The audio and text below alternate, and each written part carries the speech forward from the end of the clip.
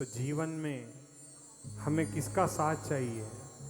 परिवार का जैसे साथ चाहिए, अपने बाबा को भी अपना साथी बना लो, क्योंकि ये जब आपका साथी बन जाएगा तो कभी आपको किसी के सामने हाथ फैलाने नहीं देगा। ये आपकी झोलियां भर देगा। मेरे बाबा की भक्ति का वो आनंद है, वो रस है जिसे हम ये 3 दिवस में प्राप्त करेंगे। महिसागर तीर्थ में जब उन्हें श्राप भी मिला, वरदान भी मिला। देखो, भगवानों को तो हमेशा श्राप मिलते रहे। मेरे बाबा का जन्म भी श्रापवश हुआ। अगर उन्हें श्राप न मिलता तो वो राक्षस कुल में उत्पन्न नहीं होते। जीवन में अक्सर हमसे गलतियां होती रहती हैं, लेकिन नित्य प्रति हमें उसका प्रायश्चित करना चाहिए। हमें करना क्या है?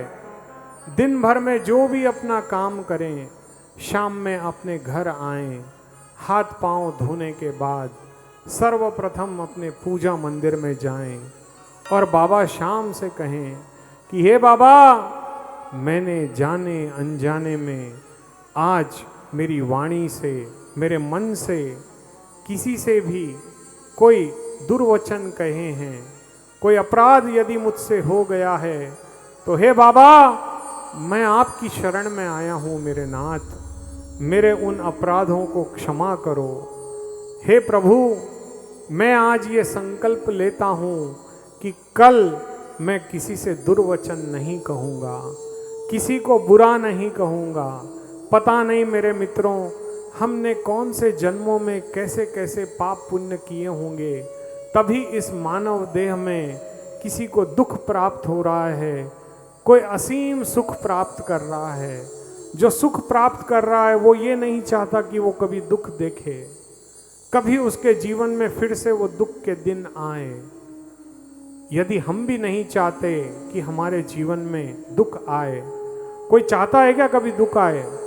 फिर भी दुख आता है, परेशानियां आती हैं, मुसीबतें आती हैं। जब वो आ सकती हैं तो उससे अगर दूर जाना है तो किसे अपना बनाना होगा?